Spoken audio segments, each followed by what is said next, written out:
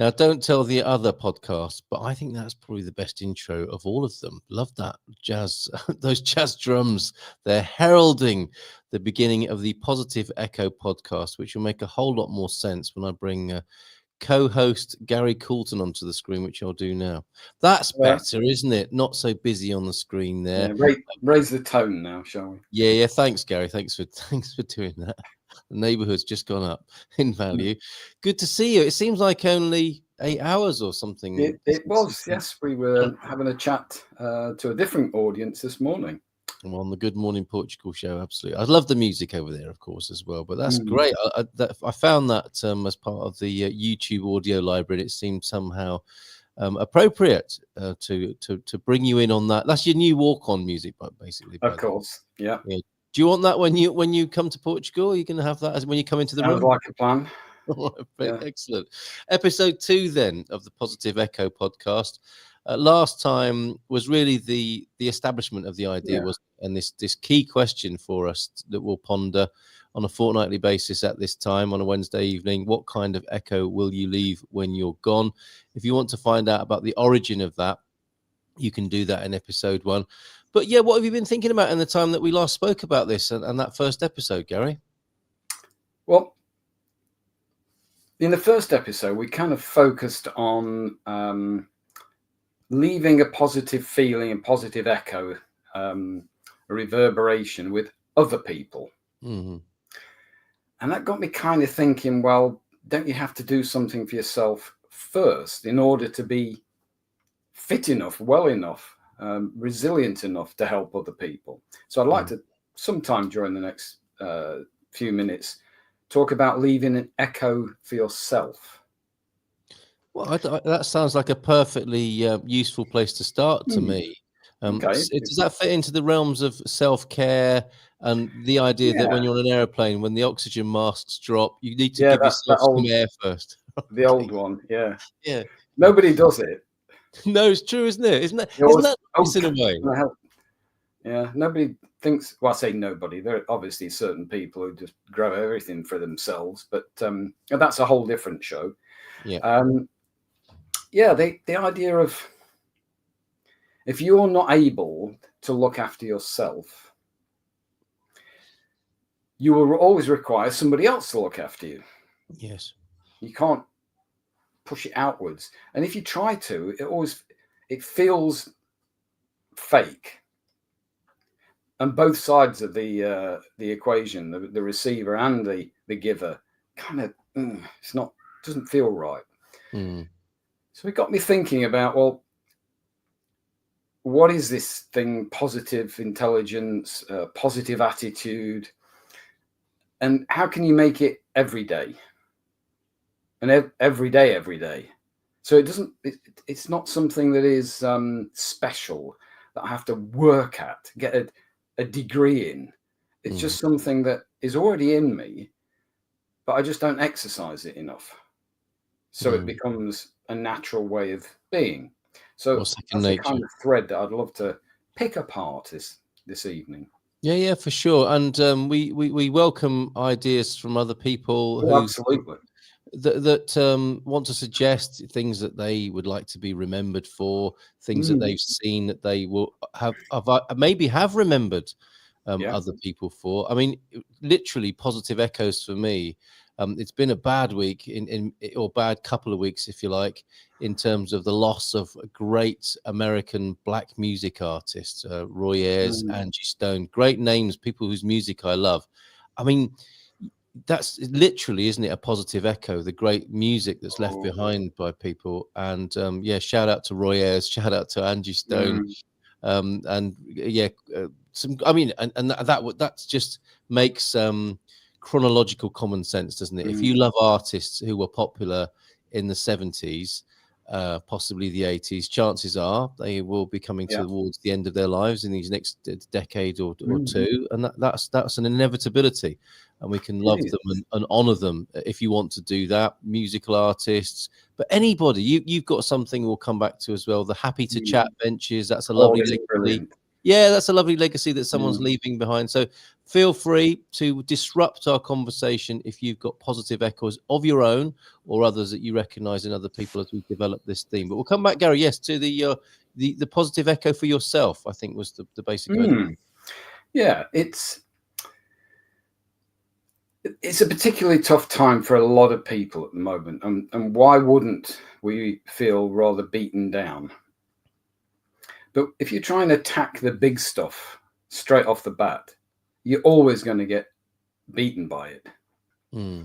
So I've always said the seminar of our own lives is the richest, least expensive, but highest impact course you can ever attend. Yes.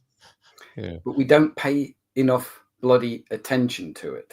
It kind of, and it also, but it never bloody stops, does it? No. Whether you are paying attention to it or not. Class is in session, is it not? Yeah, it's always there. So part of the process of being able to leave a positive echo, whether it's inside yourself or somebody else, is practice paying more attention without judgment. Because as soon as you put judgment on it, it colors whatever it is you're experiencing. And usually the judgment is a bad judgment.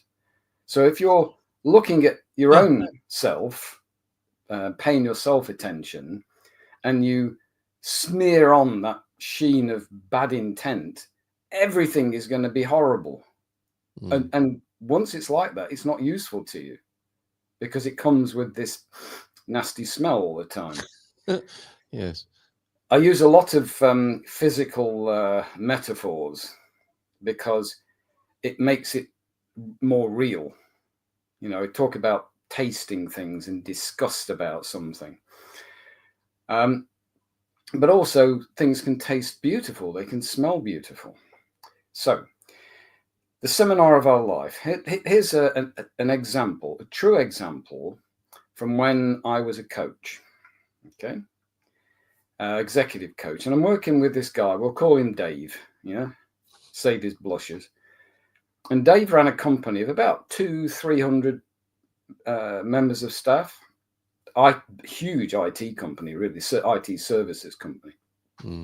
That's quite a responsibility, isn't it? Being in that position, my goodness, overseeing all of that, yeah. So you're being judged. He put it to me like this: I wake up every day with the boot of my board on one side of the back of my neck, the boot of the shareholders on the other side, and a boot of the people that work for me on the front, and a boot of my clients on the front on the other side. And they're beginning to meet in the middle. What? And this was the scenario, the context of your coaching sessions, and there no pressure there, no pressure there then, Gary? That was within 5 minutes of the first session. Good God, right. Okay. And I said, well, only you can do something about that. So back to the seminar. He was so focused on the outcomes of the business. So he was focused on how much profit, how much revenue, the costs. He'd lost sight of the day-to-day. And I said to him, probably after 10 minutes, this is your responsibility. And he went, I'm to blame, aren't I? Oh. And I said, I didn't say blame. I just said responsible. Tell me about the thing that worries you most. And the thing that worried him most was the turnover of his staff, his workforce, and the amount that was costing him.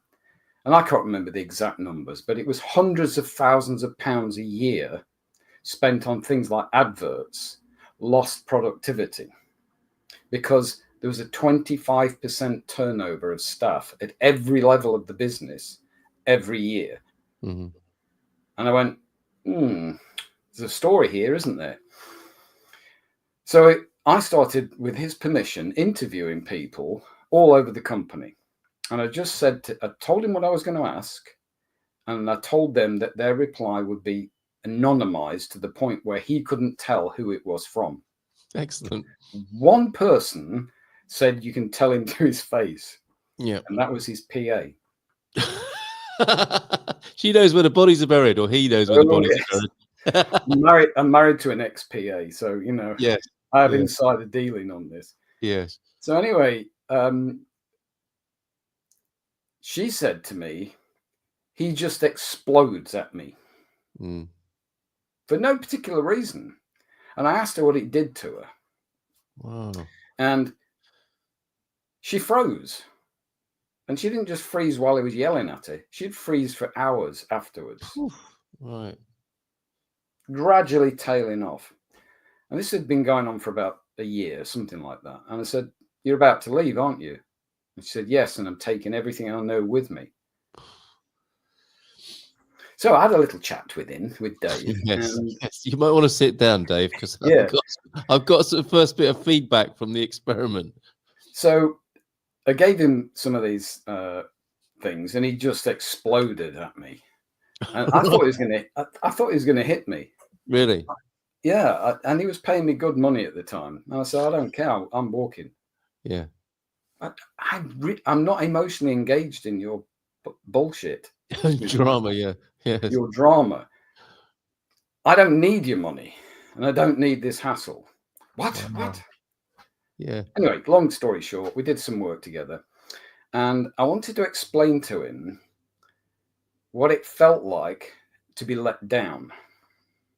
So I'd arranged with the local coffee shop, one of the chains near him, with the manager and his senior barista's assistants, that we would have a break in our next session, coaching session, and we'd go and have a coffee.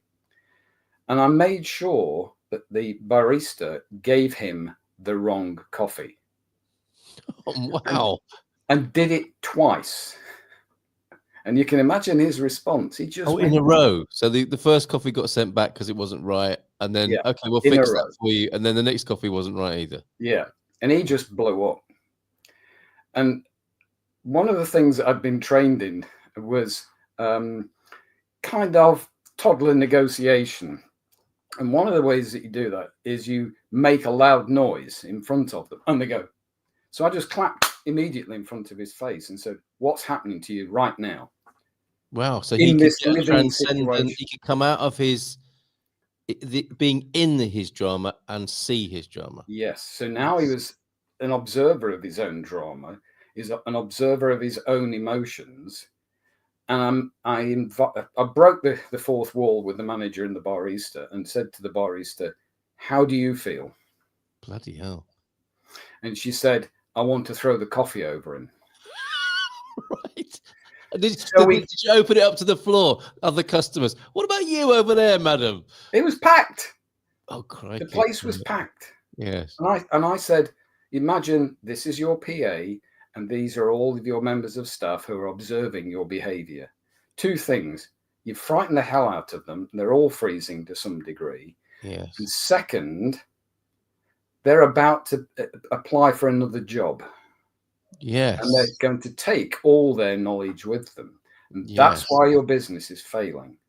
Good heavens. Right. So that was a semi-comical rendition.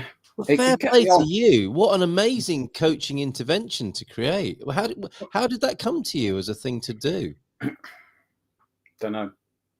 I just knew I had to break the cycle. Right. And talking about it in his office was not going to do it. Yeah, you had to sort of make it alive, bring it off the page, and illustrate drama. Yeah, and hold a mirror up. What happened? We worked for about 6 months. Oh, and I should say, his marriage was failing, and he'd just become type 2 diabetic. So that's 2 more boots to fit in as well on around his neck. That in that description. So we did some work together, and that it's a long story about exactly what we did. But we did some work together, and then I said, "Would you like to take a break?" And he said, "Yeah, I'll take a break. Come back in a year's time." So that's me throwing a year's cash away. I said, "Okay." When we met, he was a completely different character, and he said, "I'm no longer getting divorced, and I'm no longer characterized as type 2 diabetic because I've changed my entire lifestyle." And I said, "Is that because you're now paying attention and not laying blame on people even yourself? And he said, absolutely. Blimey. Tell me about the finances then. He said, well, for the first year I've been able to invest in the company from our income, our revenue. I was having to borrow money to invest in the company. Gosh. Why is that? I said, it's because the staff turnover is down to 5%. People seem to want to stay. How do you feel about it? I feel like I found myself again.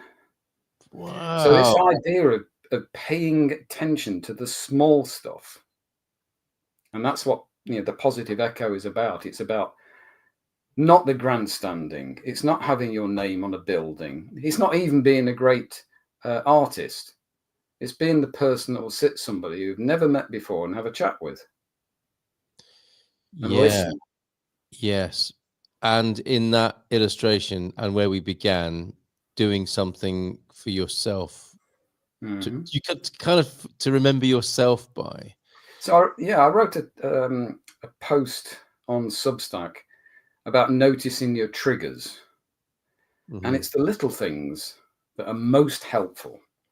So I try and think of an example. Well, I wonder, but whilst you're doing that, and I'm sure it'll come to you, I hope you put in an invoice for those 12 months that you didn't actually deliver, but obviously were very good value for the gentleman in question there. So all I asked of him was for a referral. Yeah, fair play. But to a higher paying client, by the way. But I mean, I, in all seriousness, that is an incredible piece of work, isn't it? That you pulled off there, and a life-changing result. I am proud of it. Yeah, and I'm actually most proud about the fact that it saved his marriage and his health. Yes, the bystanders, I suppose. Right, yeah. Once we'd stopped working together, I paid no attention to him or his business. Yeah. Because I couldn't do anything else. Yes. And that's the thing in coaching. The work is done by the client in the spaces between the sessions. Yeah. It's like, it's like great music. It's the gaps between the notes that's the magic. Yeah. Well, that's superb and a life-changing, well, not moment, but a life-changing scenario there. Incredible. Sorry, I interrupted you, but I just wanted to acknowledge how incredible that story. Well, thank you.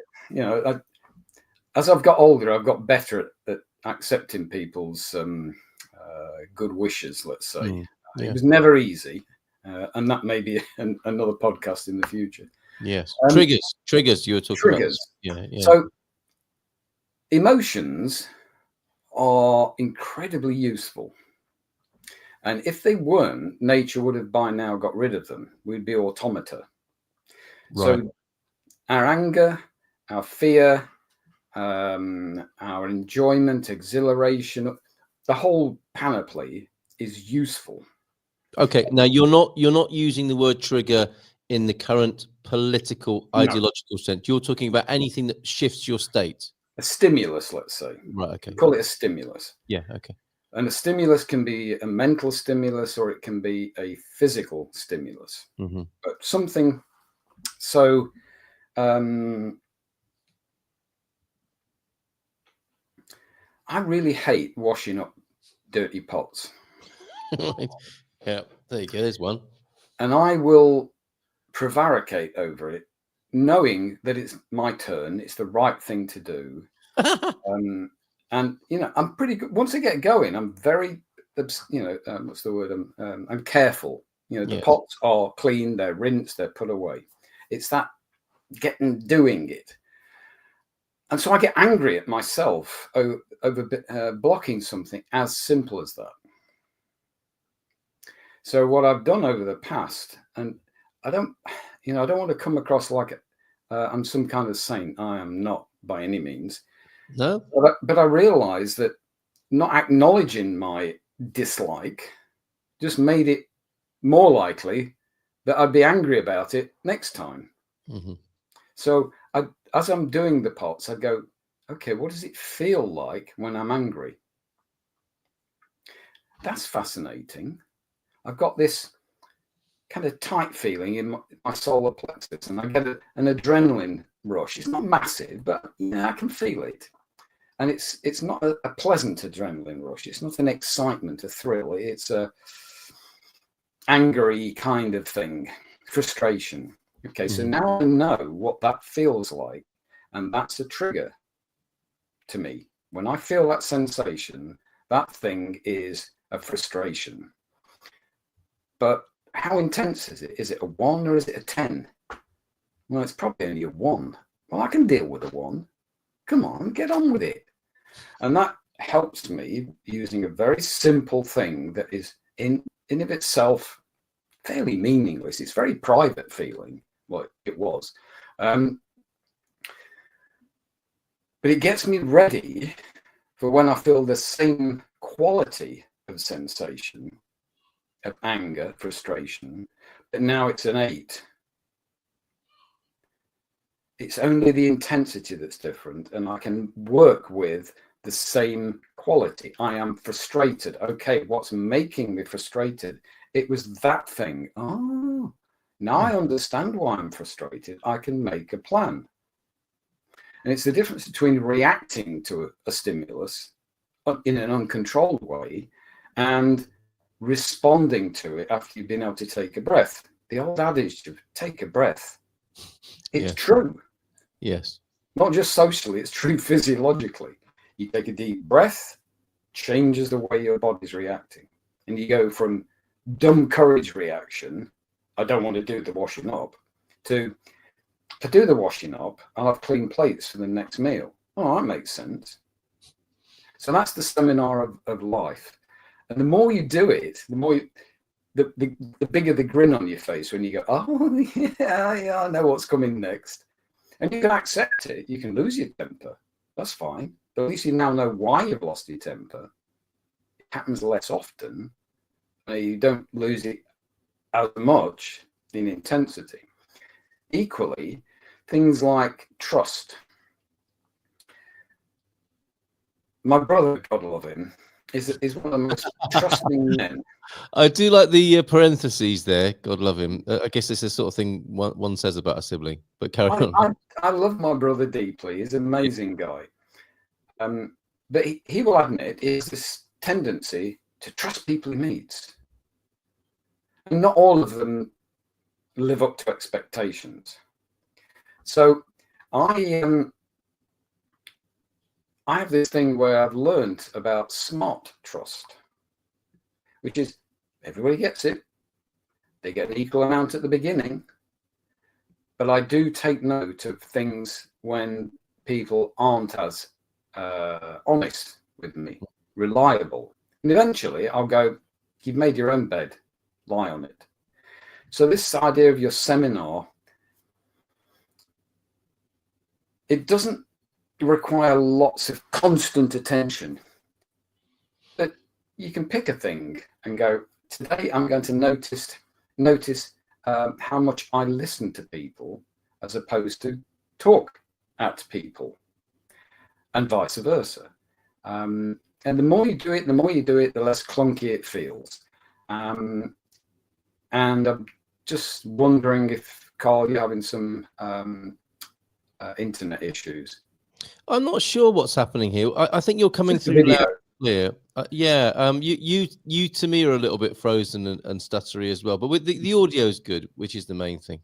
Okay, so that's, without over egging it, that's the idea of the seminar of your life and paying attention to it, without judgment and without intensity every second, because you'll just exhaust yourself.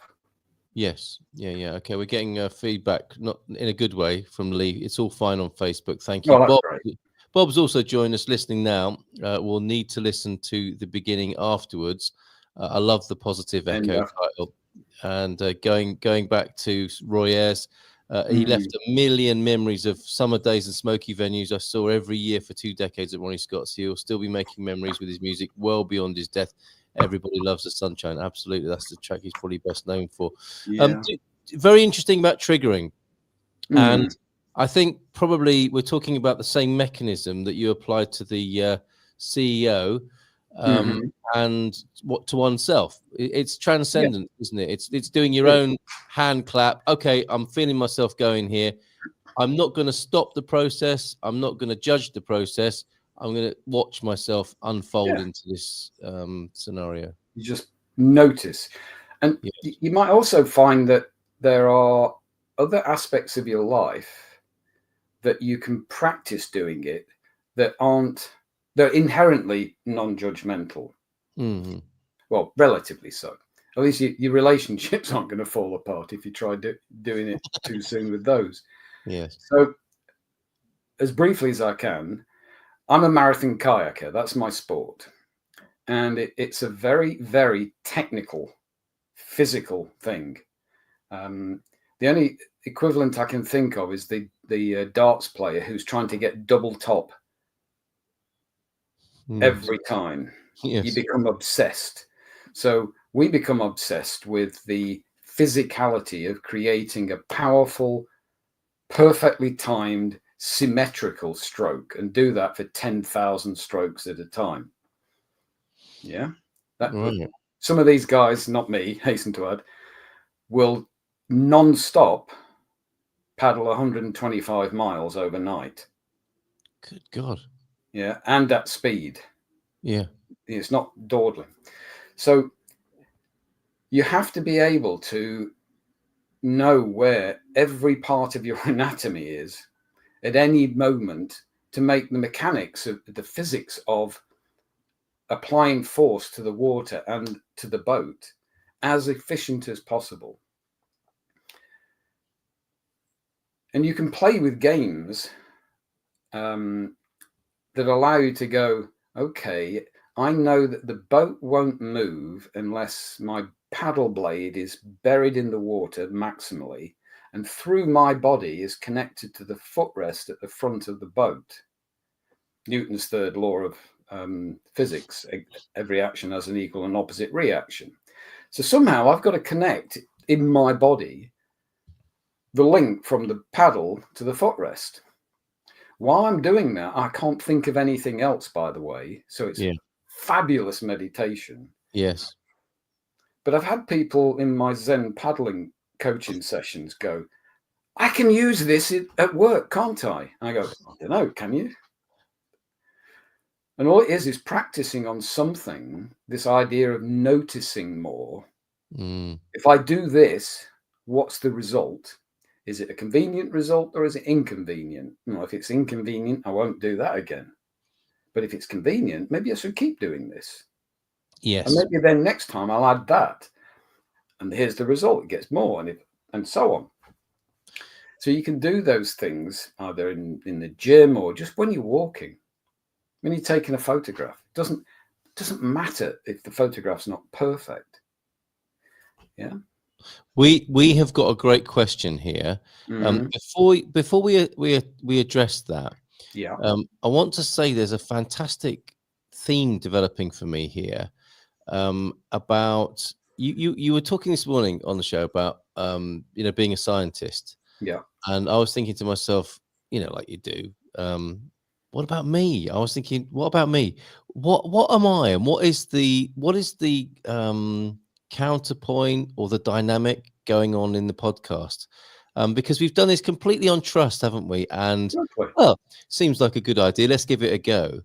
And it's kind of what would have been the way to do a podcast previously, typically, if you like, would be to give it a name, give it a form, say what it is, have some rules, and deliver on those things every week or however it's going to be done. We haven't really done that, have we? We've had a very informal, dynamic, and fluid process.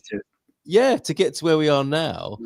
And I was thinking today, and whenever you send me a message about, what should we talk about, what should we do, how about this, how about that, and we're toing and froing on WhatsApp. I've been moved to respond and then think, hold on a minute, now all in good time. This flow is great, how it's working out with Gary and what we're doing here. And I left that hanging there, this idea that you're the scientist. Clearly, you're demonstrably a scientist, in your own terms, and how you would be judged, if you like, or measured in life. This is your role in society, isn't it? And I was thinking, what's my kind of contribution or point of view in relation to you being a scientist? I was thinking, am I the shaman that you mentioned this morning, or a mystic? Mystic seems, and I say mystic, not mistake, although there's a very thin line, I think, between the two. And I think it's that, isn't it? Because whenever we're having a conversation, you have your scientifically minded approach and theory, the scientific theory that you spoke at some length about this morning, and the assessment, the validation, and that ongoing process. And I think I'm like, in relation to the things we talk about, sort of mystical about it. I am very much not a scientist. I don't set things up in order to have a hypothesis, and it's almost opposite in a way. It's like, well, I'll allow the incoming data to come towards me, and then attempt to make some sort of sense of it. And what's so interesting to me, Gary, is we invariably end up in the same place in our appreciation of things. We do. Yeah. So the thing that I immediately, when we first had our hello, how are you chat before the podcast, I recognized there was a fellow traveler, and you're just as curious about the world as I am. I happen to have had a training in science. I mean, when you do your PhD and they hand it to you, it's a union card. That's all. Yes. It just says you have been trained and you have shown some kind of aptitude to becoming a scientist. Okay, here's the next set of rules. And then there's the next set of rules. So part of my scientist persona is simply 30 odd years of being trained mentally as a scientist. Yeah. I'm still actually the little kid who used to, I think I was told my first project, I was 4 or 5 years old. So I've always liked the idea of learning things and then putting structure and meaning around them. Yeah. The way I see you, Carl, is you keep asking me really inconvenient open questions. Yes. And I try my best to go haul out of my memory. Usually a story. I love telling stories that exemplifies what I think it might mean. Yeah. And that's a very important thing.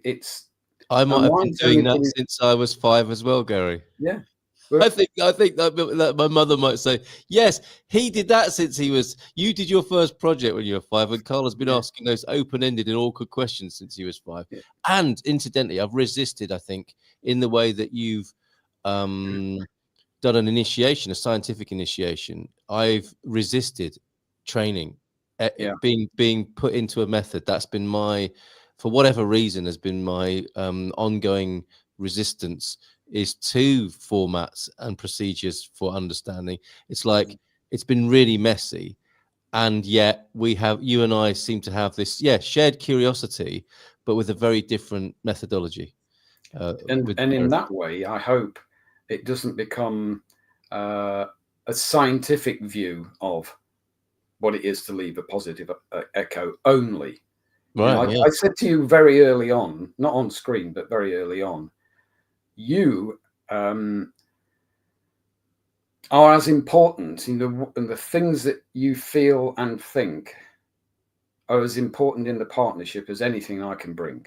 Well, you've been very kind in that invitation, and I'll step into that on that basis, because I was struggling to understand what that might look like. But it is. I think it is our shared curiosity with two different methodologies. If my approach could even be called a methodology, but you know what I'm saying? Yeah, I do.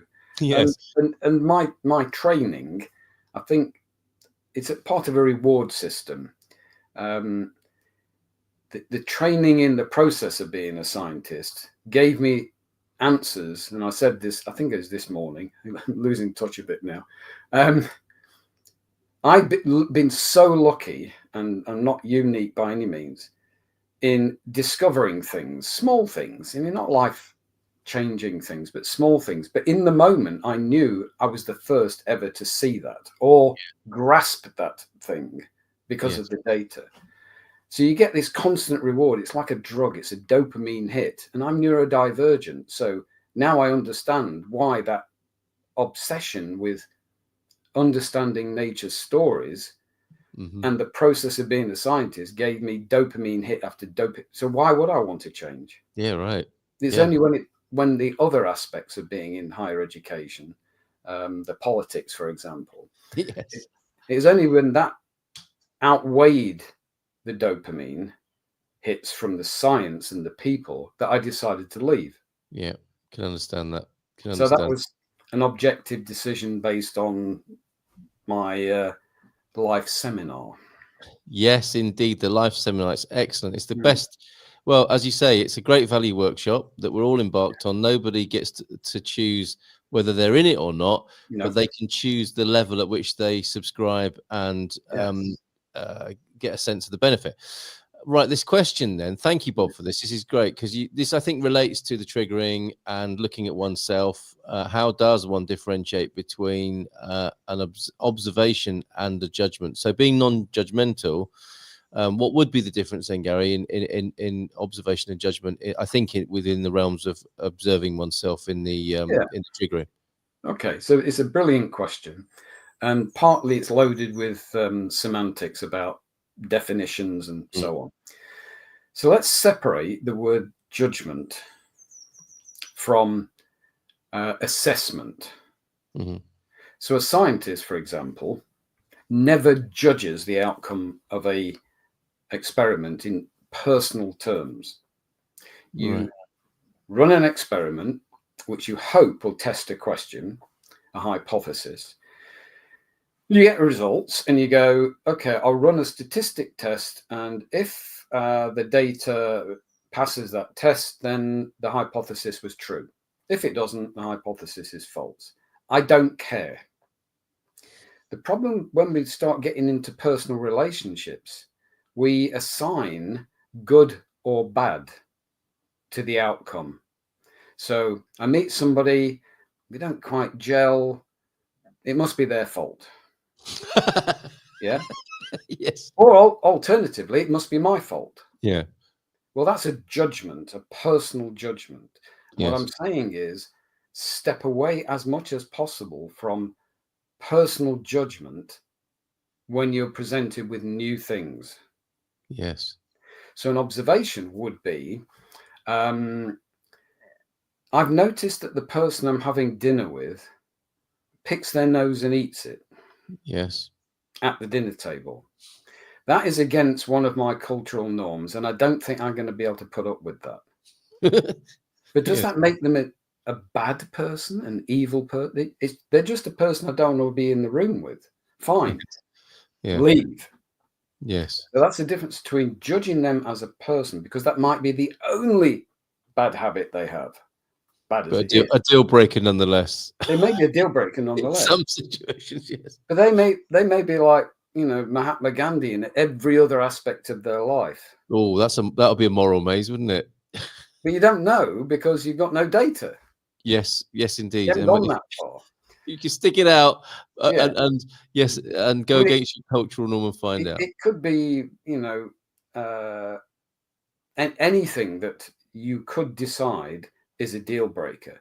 That's fine, but it doesn't make either you or the other person bad or good. It just is. Yes. So for me, that's the difference between observing ourselves in the way we go through life and judging us based on the results. It makes no sense to me. It's when it's self judgment, it is utterly defeating. You cannot escape because it's in your head all the time.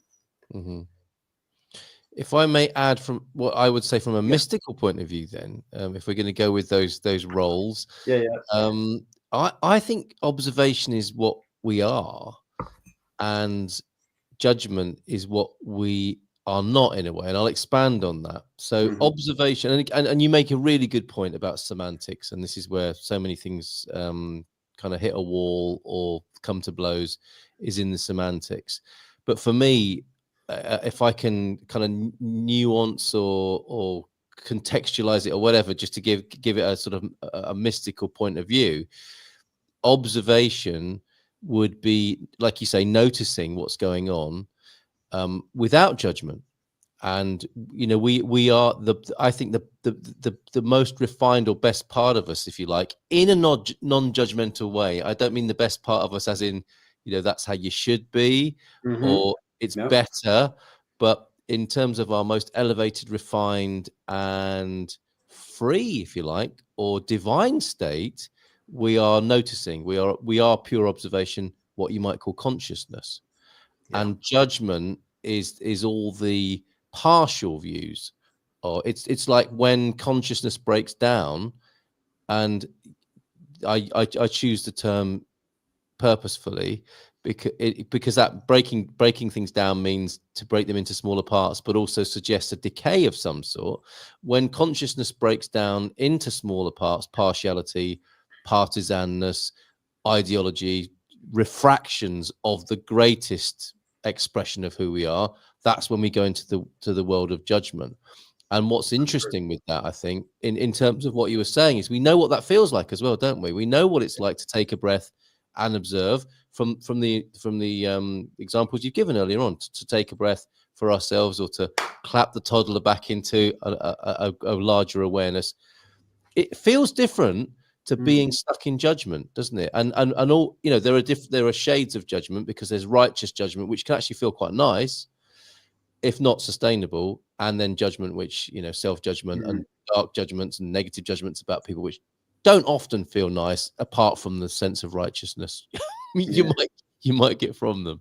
I think we're running in, parallel lines. It's only the language that's different. Yes. Yeah, absolutely. And that's the beauty of it, isn't it? I love it. Absolutely love it. I think the place where we meet, and it's the judgment, which is the thing that gets me riled, put it this way. Who am I to judge? Yes. If I'm not deemed okay to judge somebody else, why would I be deemed okay to judge myself? Yeah, absolutely. And vice versa. And I started thinking about, well, where does judgment come from? And it's fear. It's fear of not fitting in. Yeah. So if we're judging somebody else, we're basically saying, you don't fit in with my tribe. Yes. Go away. And the cultural norms you mentioned before, yeah. And if I judge myself adversely, I'm telling myself, you don't have the right to fit in with the tribe. Yes. So be ashamed. Yeah. Oh my goodness. Yeah. Blame, shame, and guilt, and all of that comes in. So if you go, okay, I'm conditioned to judge. I probably wasn't born judgmental. I've been programmed to judge. Yes. So I can deprogram myself to judge at the personal level. I'm still allowed to assess. I'm still allowed to measure, compare. But it's when I put that personal judgment on top of all that, do I really need to make a decision in life? No. And as you know, Carl, and I'm very happy to share, my inner battles as a younger person were horrendous. And my internal judge, because I had no idea why it was happening, this voice inside my head pushed me towards suicide. And it's only because I started being interested in what led up to his comments that I realized, hang on a minute, is that part of me, or have I learned this? Yeah. And as you all know, I am now the happiest at 68 than I've ever been in my life. What a lovely thing to be able to say. Yeah. And it's true. I mean, I get angry still, but I recognize it and I allow it to happen. Yes. I become thrilled. The idea of doing this podcast thrills me to the ceiling. And I don't suppress either, but I pay attention to it and decide how I want to react. Yeah. So I can be angry, but I don't have to hit anybody. because it helps nobody. Well done. Yeah, for sure. And I don't even have to hit the wall. What comes to mind for me when you were talking about that, your inner demons, inner battles earlier on in life, is that you internalized or focused your judgment inward, or accepted the judgments that came up as self-criticism. And I'm aware that my judgment, my harshest judgments have tended to be outward. So within this sort of mystical archetype, it's the world that's wrong. So it became available to me at quite an early age that I could judge my parents, I could judge the world, I could judge school, I could judge other people. And I found a great kind of Messiah-like sort of complex comfort in that. So I it didn't make me, it didn't make me happy. It was probably the same type of misery that we might commiserate about with each other. I don't think it was at the same level that you're talking about, but certainly it wasn't a happy place to be. But it's very interesting how one man can turn that inward and make his life a misery, and another can turn it outward and think, what a terrible place this is in which I find myself. I think it's partly genetic. Yes. And we end up with different neurological types that are predisposed to certain kinds of behaviors and understanding of how the world inside and outside works. Yes. And it also depends on the environment you were brought up in early on. And mine was a fairly emotionally neutral, very loving, deeply curious. My family weren't intellectuals. I was the first one to go to university. But the subjects that were discussed were everything and anything, and everyone read hugely. But my father used to go into deep depression periods. Right. For a month at a time, he wouldn't talk to people. Wow. Except, the minimal requirement, because he was beating the crap out of himself. Wow. He never valued himself at all. But he helped everybody else. Incredible. So it can be very self-destructive to throw out all of your echoes and not look after yourself. Wow. And then conversely, I came from quite an emotionally expressed family, as in, anger and resentment externalized. And again, it's like it gives you the same result, doesn't it, of misery and unhappiness? But it's quite a different dynamic to say it's everyone else's fault, everyone else is stupid, and that remains quite an outward and extroverted form of unhappiness compared to the introverted depression, doesn't it?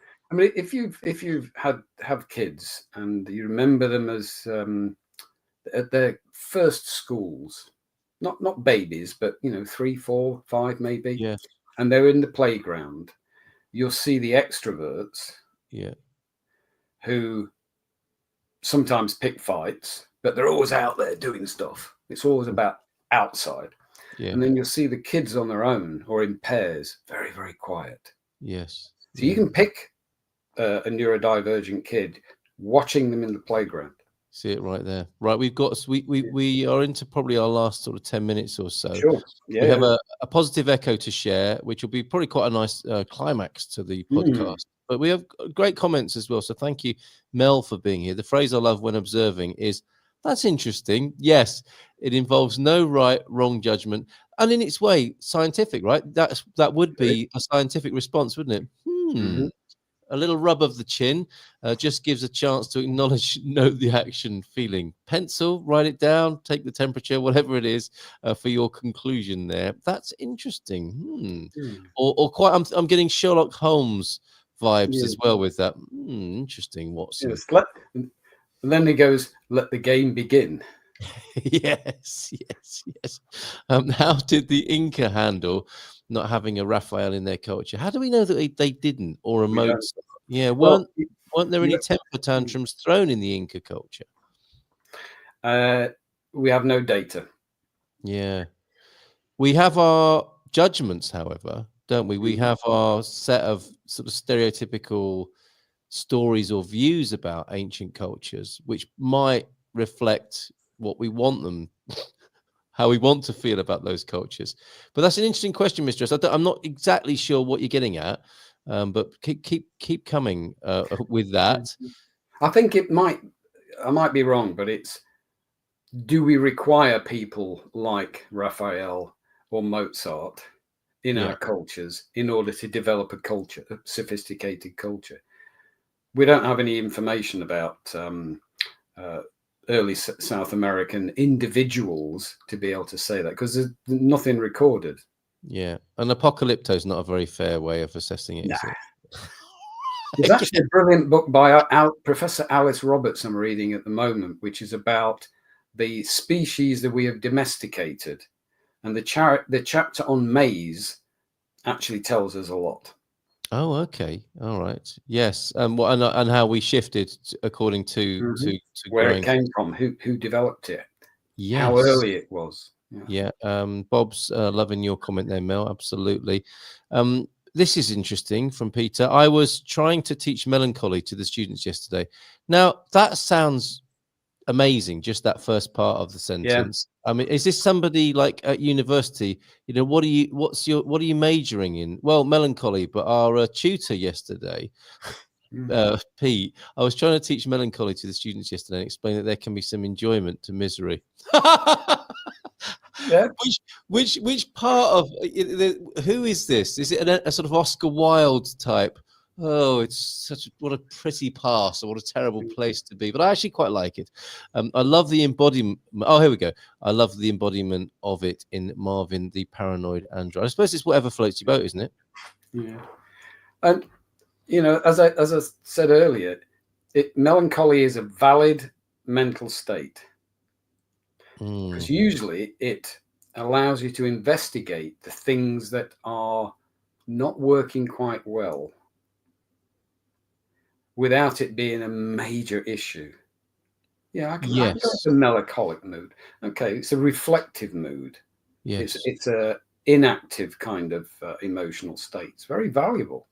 And we talked around this sort of area in the first episode, didn't we? About the in the English language, you know, the idioms of somebody being bad with their nerves, or a little off color.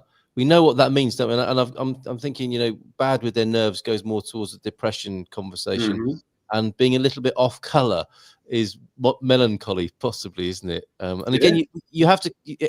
This is all about the conversation, isn't it? And understanding what we mean. As much as, you know, if we leap to, I mean, the worst outcomes, it seems to me, that social media specializes in is the semantic and judgmental combo. So people know what they mean, they don't bother to find out what the other person means, yet they still come to a judgment based on all of those dynamics, and the next thing you know, it's just horrible, basically. And the written word is usually the poorest vehicle for sophisticated conversation. Yes, yeah, and I guess it's the university or the classical education. One might take the written word and then discuss it to understand, but yeah, just taking the written word alone, it just for some reason it reminds me of the greatest. It's not really a semantic. I think it's a syntactical rather than semantic error I ever made in text communication. And I was trying to make the acquaintance of a young lady and progress our relationship in a dating era of my life. And I wrote a message because I wanted clarity about where this might be going. And I sent a message saying, please say hi. And in my mind, I was saying, you know, please say hello or piss off. Like, I'm happy with either outcome. Yeah. So in my mind, it was that, please say hi or piss off. And how it was read, I discovered, thankfully, because we did have further conversations and how we laughed, was please say hi or piss off. I think it needed a well-placed comma or some further explanation. Yeah. This is how wars begin, isn't it? Sarah Taylor, yes. See, Sarah Taylor taught me that phrase. Incredibly grateful for. That's interesting. And oh, he's gone into Portuguese here. I was hoping for some clarity, Mr. S, but that's not really helping me. I was teaching The Raven. Quoth the Raven. And it came up using The Simpsons, so terribly popular culture. Well done, Pete. Didn't know your. I love that. And anything that is contrasting two cultures, two histories. Yeah. Brilliant. Excellent. So we were going to briefly chat about the benches. Well, let's do that I mean, maybe, we may have programs, podcasts with more examples, but I think it would always be great to end on an uplifting little idea that's come to either of our something attention. Everyone can do. Absolutely. So what was it about this then that appealed to you? Well, this is known as the Happy to Chat bench. And this lady, it's on the BBC website. I think she was the first one to come up with the idea, and it's to overcome loneliness. And she had this idea, and I can't remember whether she had a little sign or whatever, but she sat on a park bench and engaged whoever sat next to her. Would you like to chat? Yeah. And this has become a national thing. There are benches now with a sign that says Happy to Chat bench. So you go and sit there with intent to talk to someone. The opposite of please say hi or piss off, I suppose. Yeah. And there's a sign, yeah. Right. And local authorities are putting them up. I think it's one of the nicest things, and I use that word very carefully. And new relationships develop. It might only last for the 15 minutes of the chat, but some people now meet up every week for a conversation. I don't know whether any relationships deeper than that have happened, but just the idea that your echo for that 10 or 15 minutes is important, and one of your echoes is to sit and listen and shut up. Intent listening rather than waiting for the gap. Yes. If you just wait for the gap, that's level 1 listening. You've got it, and then you start to look at people's body language. Yeah. And then you really connect with someone. And if that's crystallized out across your nation, suddenly from the bottom upwards, people are talking to each other. Mm-hmm. So I think it's one of the best things I've seen recently. It is a great idea. Actually, it goes back. The original article on the BBC is 2019 for that one, Gary. Mel Simply Live loves this idea. I love this idea. I'm going to emphasize the capital. So I was actually just talking to a friend today about doing this here, as in Portugal. I wonder how the local communities would accept it, but I love the idea. My sense of Portuguese culture is that people would. I'm not sure you need signs. You know, it's fine to just reach out. It's a culture in which the sort of extroverted leaning into other people and saying hello and bon dia, bon tarde, bon noite is actually very acceptable. So I'm not sure you'd be up against you'd be leaning against an open door possibly. Yeah, and some people carry a little card now. Oh, right. Well, happy to chat. And they go, you may not want to, but if you're interested, let's have a chat. I like this. Yeah. So you're giving people permission to join in or not. Very good. And the other thing is just run the experiment. Yes, give it a go. You'll get convenient or inconvenient results, and or from either. You can simply say, that's interesting, can't you? Depending on what happens, and please don't judge yourself too harshly should that happen. It's all about observation and consciousness, is it not? Yeah. Right, brilliant. That brings us up to the hour. Would you like to do this again in 2 weeks, Gary? I would love to. Yes. And I will see you. I'll see you in real life. We'll have to do a selfie, won't we, that we can share when we are next on screen, because I'll see you here in Portugal. And if people want to meet you whilst you're here, I believe it's possible to do that. Come over and chat with you about your book, From Demons to Champions, over in San Martino de Porto on the 5th of April. They can come and see you here. And there's mention of cocktails, walking on the beach. What's not to like about that whole scenario there? So there you go. Gary, it's all going to be hard work. It's going to be grueling. I don't know how. I mean, you must be in some serious sort of practice and girding your loins for such an arduous task, I suspect. I have been to Portugal before, and I've had a fabulous time. So I am really looking forward to meeting more Portuguese. Fantastic. Okay, we've got outro music, everybody. So we'll do that, and we'll wish you a very good evening. Thanks, Gary. Always great fun talking to you. Thank you for Thank you for 2 helpings and seconds today of you. So thanks very much, and all the best to you. And yeah, I know you got a tail end of a little bit of a viral thing there. So maybe a lie down's in order, or a whiskey, or however you do that. And I'll see you again soon. Cheers, mate. Cheers. Bye.